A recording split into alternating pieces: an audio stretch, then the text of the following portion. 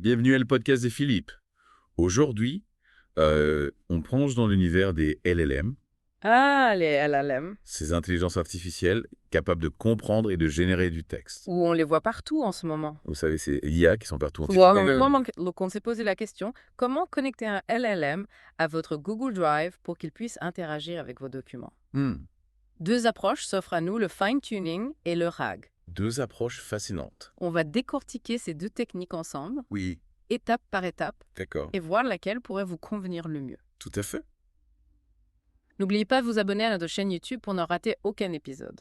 C'est vrai que la question de connecter un LLM à Google Drive revient souvent. Oui? Imaginez tous vos documents analysés, résumés et même utilisés pour générer du nouveau contenu automatiquement. Exactement. Mais par où commencer, fois? Comment faire pour qu'un LLM, comme ceux qu'on utilise tous les jours, Oui. puisse décortiquer et comprendre tous ces documents? Il y a le fine-tuning qui consiste à spécialiser un LLM en l'entraînant avec vos propres documents. Un peu comme un étudiant brillant qu'on formerait dans un domaine très spécifique. Donc, on prend un LLM généraliste Ah. et on le nourrit avec nos documents Google Drive pour qu'il devienne un expert dans notre domaine. Oui, et pour cela, il faut d'abord collecter et nettoyer ces documents. D'accord. Enlever tout ce qui est superflu, les caractères spéciaux, les fautes. Ensuite, on les tokenise, c'est-à-dire qu'on les découpe en petites unités que le LM peut comprendre. Comme si on découpait un texte en mots, mais à un niveau encore plus fin. C'est ça. Ensuite, Ensuite vient la phase d'entraînement. D'accord. On utilise des outils spécifiques. Et c'est là que ça se complique un peu techniquement. Oui, Il faut des ressources informatiques assez importantes. je comprends. Heureusement, il existe une autre approche, le RAG. Le RAG pour Retrieval Augmented Generation. Tout à fait. Plus accessible, non? Oui, car au lieu de modifier le LLM, on lui donne accès à vos documents comme une immense bibliothèque. Donc, au lieu de transformer l'étudiant, on lui donne les clés de la bibliothèque. Exactement. Intéressant. On extrait les documents de Google Drive et on les indexe comme un catalogue de bibliothèque. Donc, si je comprends bien, chaque partie du document, chaque phrase, chaque paragraphe, Oui. reçoit une sorte de code unique pour la retrouver facilement. Oui, on appelle ça un embedding. C'est comme une empreinte digitale unique pour chaque information. D'accord. Et on stocke ces embeddings dans une base de données spéciale.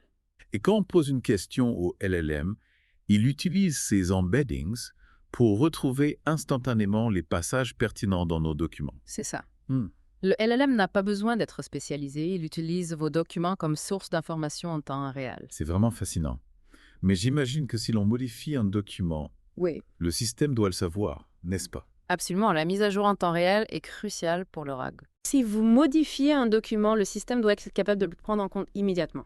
D'accord, donc on a deux approches, le fine-tuning, qui personnalise le LLM, Oui. et le RAG, qui s'appuie sur une base de données en temps réel. Exactement. Chaque approche a ses avantages et ses inconvénients. C'est vrai. Le fine-tuning est plus puissant, mais plus complexe à mettre en place. Oui. On dit que le RAG est plus accessible, mais nécessite une mise à jour constante. Tout à fait. Justement, on va plonger plus en profondeur dans ces deux techniques, après une courte pause. Reprenons avec le fine-tuning.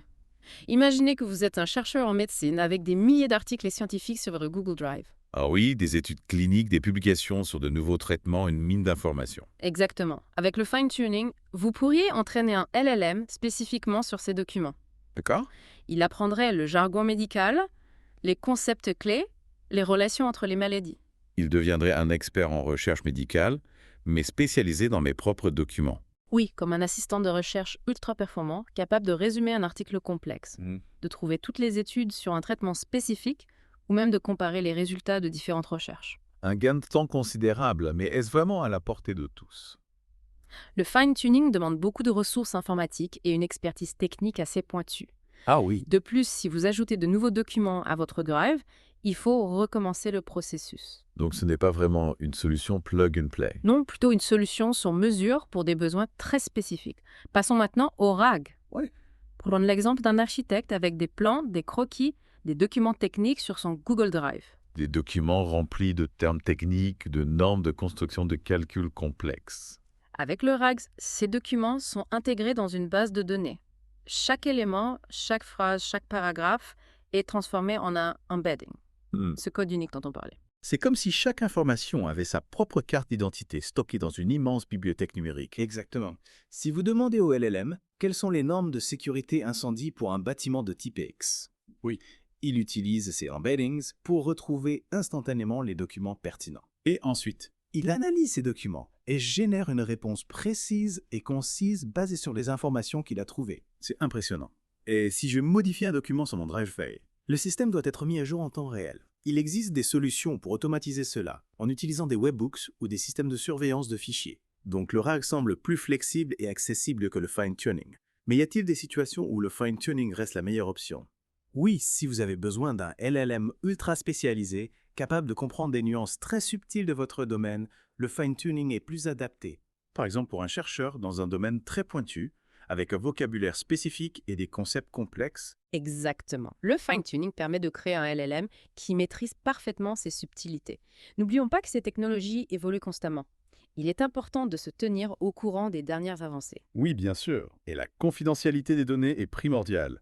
Comment s'assurer que nos documents sensibles sur Google Drive sont protégés? Il faut choisir des outils et des services qui garantissent la sécurité des données chiffrement-stockage, sécuriser et respect de la vie privée. Il ne veut pas confier nos données à n'importe qui. Tout à fait. Il faut être vigilant et choisir des partenaires de confiance. Il faut aussi faire attention aux informations que l'on donne au LLM, éviter de lui divulguer des données sensibles. Comprendre les implications de l'utilisation d'un LLM en termes de confidentialité est essentiel. En cas de doute, il est préférable de consulter un expert en sécurité informatique. Absolument. La technologie nous offre des outils extraordinaires, mais il est de notre responsabilité de les utiliser de manière responsable et sécurisée. On a exploré en profondeur le fine-tuning et le RAG. Mais prenons un peu de recul et réfléchissons à l'impact de ces technologies sur notre façon de travailler. L'arrivée des LLM et de ces techniques est une révolution. Accéder à l'information contenue dans des montagnes de documents en quelques secondes, analyser des données complexes en un clin d'œil, générer du contenu original. Les possibilités sont infinies. Des assistants virtuels ultra performants, des systèmes de recherche révolutionnaires, des outils de création de contenu qui repoussent les limites de l'imagination. Exactement. Mais ne nous laissons pas aveugler par l'enthousiasme. Les LLM peuvent faire des erreurs, être biaisés et être utilisés à des fins malveillantes. Un rappel important. L'esprit critique est essentiel face à ces technologies. L'avenir des LLM dépend de notre capacité à les intégrer de manière responsable et éthique dans nos vies. Une belle conclusion. On a beaucoup appris sur le fine-tuning et le RAG. J'espère que cette plongée dans l'univers des LLM vous a donné envie d'en savoir plus. N'hésitez pas à consulter les notes de l'épisode pour des ressources complémentaires. On s'y retrouve très bientôt pour une nouvelle exploration du monde numérique. Et d'ici là, n'oubliez pas de vous abonner à notre chaîne YouTube pour ne manquer aucun épisode du podcast de Philippe. Oui, abonnez-vous. Mais avant de se quitter, on voulait revenir sur les deux techniques pour connecter un LLM à votre Google Drive. Le fine-tuning et le RAG. Oui. Lequel vous semble le plus prometteur? Alors le fine-tuning, c'est comme avoir un LLM sur mesure, Oui. parfaitement adapté à vos besoins. Imaginez un LLM qui connaît vos documents par cœur, qui comprend votre jargon et vos références. C'est puissant, mais ça demande des ressources et du savoir-faire technique. Alors que le RAG, c'est plus une question d'organisation et d'accès à l'information. Oui, c'est ça. On ne transforme pas l'étudiant. Non. On lui donne accès à une bibliothèque bien rangée. Exactement. C'est plus accessible, plus rapide à mettre en place, mais la mise à jour en temps réel est essentielle. Absolument. Et puis, il ne faut pas oublier la question de la confidentialité. Nos documents en Google Drive contiennent souvent des informations sensibles. Bien sûr. Il faut absolument s'assurer que les outils et les services qu'on utilise sont sécurisés et respectent la vie privée. Tout à fait. Alors, quelle approche vous semble la plus adaptée à vos besoins? Le fine-tuning pour un LLM ultra personnalisé ou le RAG pour une solution plus pragmatique?